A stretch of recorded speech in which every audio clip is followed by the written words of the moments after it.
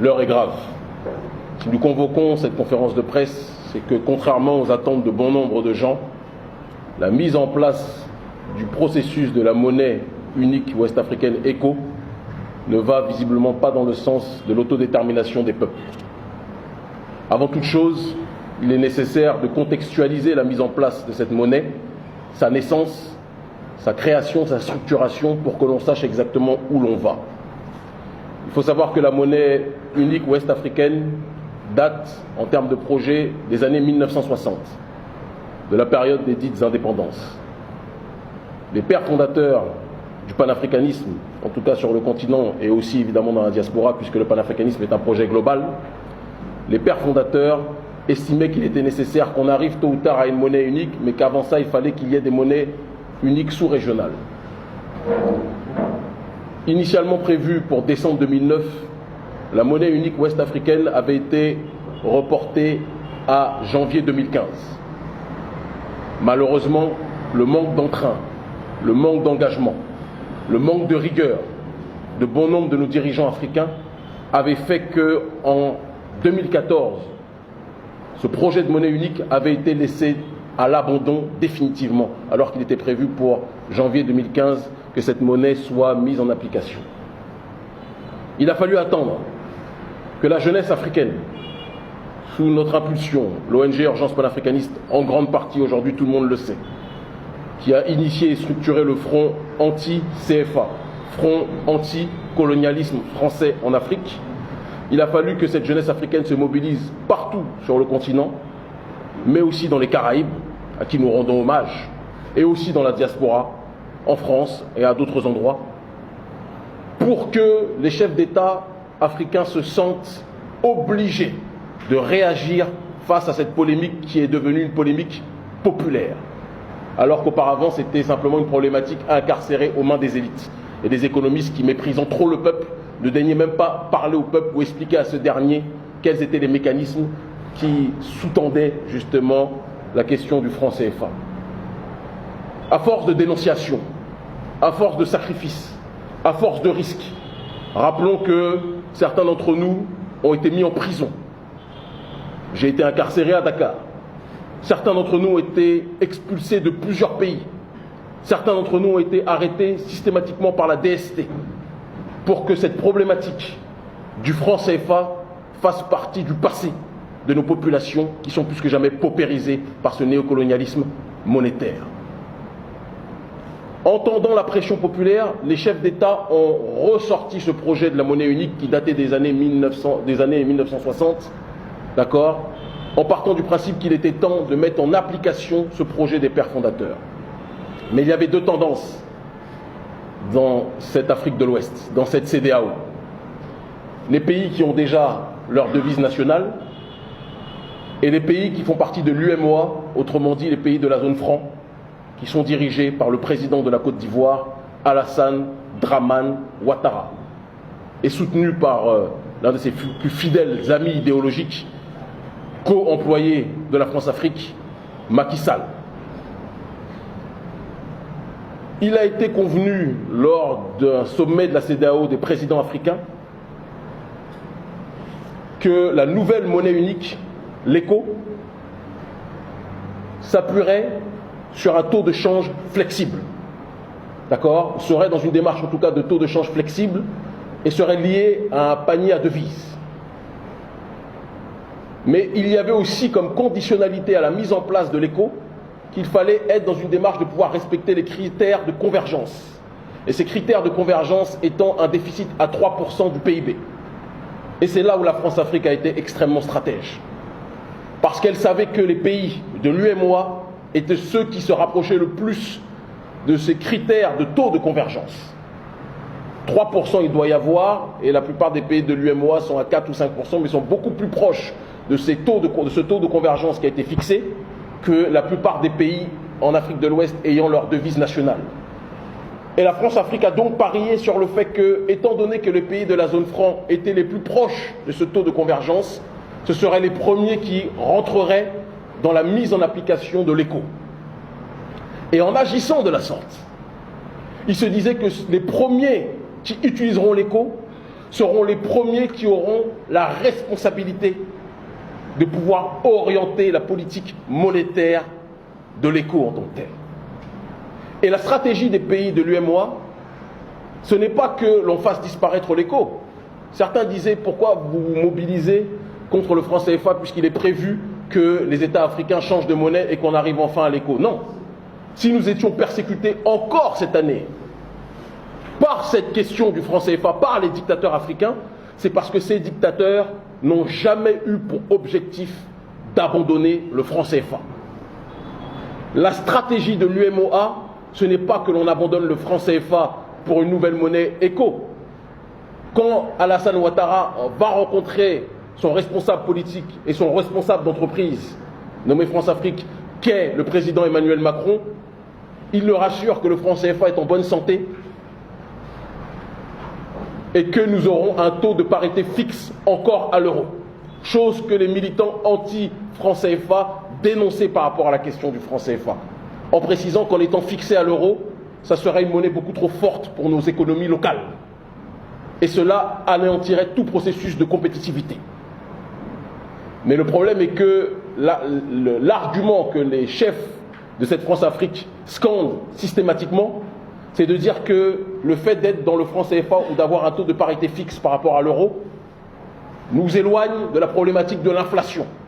Mais c'est ça le problème principal de ces représentants du néocolonialisme français, c'est qu'ils ne parlent jamais de croissance économique ou ils ne se préoccupent jamais de croissance économique. La seule chose qui les intéresse, c'est d'agiter la menace de l'inflation.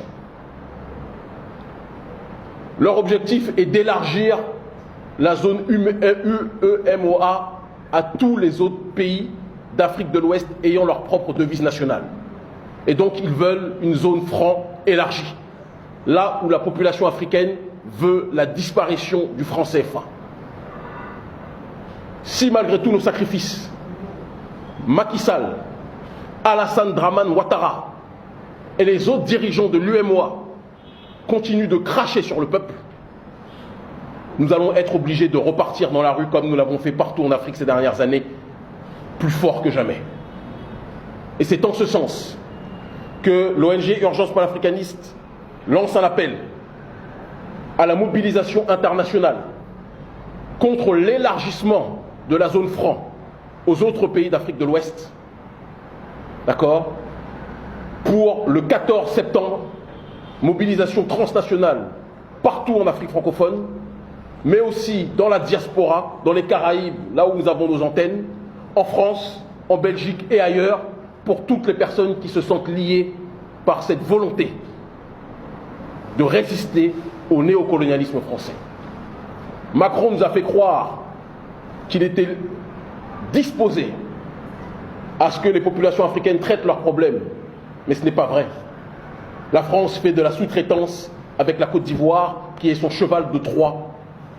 Et quand je dis la Côte d'Ivoire, je ne parle pas de la population ivoirienne, que j'aime intensément, qui est une population fière et digne, qu'il soit Djoula, qu'il soit Bété, qu'il soit Mossi ou Bété. Le problème n'est pas l'ethnie ou la nationalité. Le problème de la Côte d'Ivoire, c'est son président de la République. Le problème du Sénégal, ce n'est pas ce brave et extraordinaire peuple sénégalais, c'est son président de la République. Tant que certains chefs d'État décideront de servir les intérêts de la France avant de servir les intérêts de l'Afrique, il faut qu'ils sachent qu'ils trouveront la jeunesse africaine sur leur chemin. Nous n'avons pas peur des coups. On nous a mis en prison. Certains ministres m'ont menacé. Certaines autorités m'ont expulsé. Mais nous sommes toujours debout. Et nous prenons à témoin la population africaine. Si nous ne prenons pas nos responsabilités nous-mêmes sur le terrain, sur ce continent, personne ne le fera à notre place. Ce que les élites africaines ne font pas pour le peuple doit le faire lui-même, quel qu'en soit le prix à payer. Ceux qui connaissent notre combat savent, avec toutes les épreuves que nous avons connues, que si nous sommes debout, c'est que nous n'avons peur de rien. Nous ne sommes pas de ceux qui disent qu'il faut jeter le projet éco à la poubelle. Non. Le simple changement de nom, même si le nom en question n'est pas un nom que les populations ont choisi globalement, il n'y a pas eu de référendum, mais on va dire qu'on va passer cette étape. Le simple changement de nom témoigne que les présidents nigérians, les présidents ghanéens notamment, sont très sensibles aux cris et à la douleur du prolétariat de l'UEMOA et de l'Afrique de l'Ouest de manière générale. Et donc, nous prenons en considération leur compréhension. Mais nous allons faire ce travail de mobilisation et de lobbying. J'irai au Nigeria au mois d'août rencontrer mon petit frère Sean Kuti, le fils de Fela, pour qu'il y ait des mobilisations coordonnées, aussi bien dans l'UEMOA que dans les pays d'Afrique anglophone, Afrique de l'Ouest, mais même ailleurs s'il le faut, pour qu'il y ait une pression internationale contre la stratégie de la France-Afrique et de ses employés Alassane Ouattara et Macky Sall. Nous disons aux autres présidents africains, surtout ceux de l'UEMOA, arrêtez d'être terrorisés par Macky Sall et Alassane Ouattara. Je ne citerai pas le nom de ces présidents, mais je sais que certains d'entre eux sont d'accord avec nous, officieusement, puisqu'ils nous envoient dans chaque pays où nous nous déplaçons des émissaires pour discuter justement de la sortie définitive du franc CFA. Mais certains ont peur de se faire sanctionner par le géant de l'UEMOA, qu'est la Côte d'Ivoire, si officiellement il se lève contre la volonté du président Ouattara qui voudrait élargir la zone franc aux autres pays. Nous disons à ces derniers, chers pères, chers aînés, quels que soient nos désaccords, prenez vos responsabilités. Si vous ne les prenez pas, on va vous pousser à les prendre. Non à l'élargissement de la zone franc aux autres pays d'Afrique de l'Ouest. Disparition effective du franc CFA, nous voulons. Quand Alassane Ouattara sort du palais de l'Élysée et déclare que l'ECO aura la parité fixe, alors qu'il avait été prévu quelques semaines avant, parité fixe avec l'euro, alors qu'il avait été dit quelques semaines avant, à Abuja, au sommet des chefs d'État, que ce serait un taux de change flexible. Cela montre la volonté d'Alassane Ouattara de passer au forcing pour imposer le franc CFA aux autres pays. Nous ne pouvons plus laisser cet homme mettre à feu et à sang notre continent, mettre à feu et à sang l'Afrique de l'Ouest. La responsabilité qui est la sienne sera portée sur plusieurs générations si notre population, si notre génération ne prend pas ses responsabilités. Je tiens aussi à préciser que je n'ai pas un problème humainement, individuellement avec Alassane Ouattara. Mon problème n'est pas l'homme. Mon problème est sa soumission maladive aux intérêts de la France. Alassane Ouattara est un homme brillant. Nous aimerions qu'il se serve de son cerveau pour aider sa population à aller vers la voie réelle de l'autodétermination. Si nous devons suivre des exemples, nous préférons suivre les exemples du Ghana, qui a quitté le FMI si cher, notamment à M. Ouattara, et du Nigeria. On nous dit que le Nigeria a connu des inflations spectaculaires, etc., etc., etc. Il n'y a pas de problème. Le Nigeria est la première puissance économique africaine, jusqu'à preuve du contraire. Et nous faisons plus confiance à un pays comme le Nigeria, comme le Ghana, qu'à un président comme Alassane Ouattara ou un président comme Macky Sall. Et nous déclarons maintenant à Emmanuel Macron, qui est parti dans sa stratégie d'opération séduction vis-à-vis des présidents d'Afrique anglophone. Personne ne comprenait au départ pourquoi, ou du moins ceux qui réfléchissent le savaient, mais on va dire que le grand public ne savait pas pourquoi. Pourquoi il était dans une démarche d'aller draguer frénétiquement, sans gêne, les présidents d'Afrique anglophone. Mais parce que la stratégie de Macron, c'est de faire comprendre qu'il est beaucoup plus sécurisant d'être sous le giron du système franc CFA, même si on décide de le nommer désormais ECO, que d'être dans une démarche où l'ECO ne serait pas arrimé à l'euro. Nous ferons ce qu'il faut pour cela. Les 3 dernières années ont permis d'imposer le débat de la monnaie unique, de le faire ressortir des tiroirs, grâce à nous, le peuple. Mais je peux vous assurer que ce qui a été fait auparavant ne sera rien par rapport à ce qui sera fait le 14 septembre pour cette mobilisation internationale contre l'élargissement de la zone franc aux autres pays d'Afrique de l'Ouest. Stop Ouattara. Stop Macky Sall. Stop la France-Afrique. Stop la France-Afrique. Nous devons avoir le droit de décider de notre propre destinée.